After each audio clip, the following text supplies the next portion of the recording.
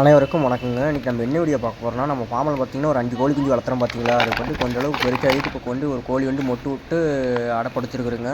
அதுக்காக நான் என்ன பண்ணிக்கிறேன் பார்த்தீங்கன்னா, அதுக்காக நம்ம காட்டிலேருந்து கொஞ்சம் மணல் அள்ளி கொஞ்சம் கொட்டிக்கிறேன். கொஞ்சம் வெயில் வந்து சூடாக இருக்காரு, நல்லா காய வைக்கிறதுக்காக மணலை கொஞ்சம் கொட்டிக்கிறேங்க.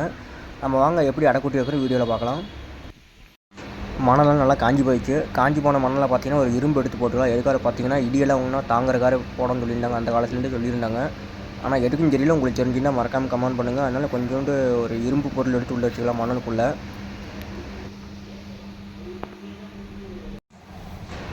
அப்படியே பார்த்தீங்கன்னா 2 வரமிளகா, அதாவது காஞ்சி போன மிளகா வைக்கணும்னு சொல்லியிருந்தாங்க. ஆனால் அது எதுக்குன்னு தெரியல எனக்கு.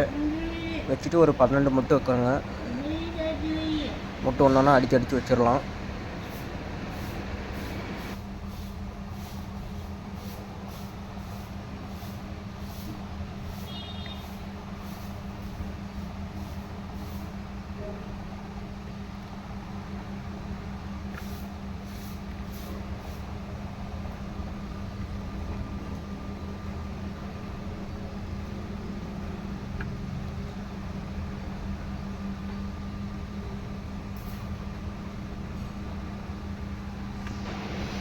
இப்போ பார்த்தீங்கன்னா கோழி வந்து அடையில வந்து கூட்டி வச்சுக்கிறோம். பார்த்தீங்கன்னா 21 நாளுக்கு அப்புறம் பார்த்தீங்கன்னா கோழிலேருந்து மொட்டிலேருந்து குஞ்சு பொறிக்குங்க. வாங்க எப்படி போய் பார்க்கலாம்.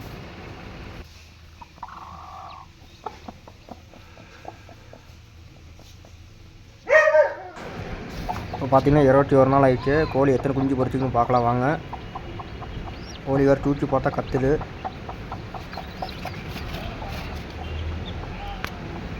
ஒரு 5 குஞ்சு ஒரு 6 குஞ்சு பொறிச்சிக்கிதுங்க.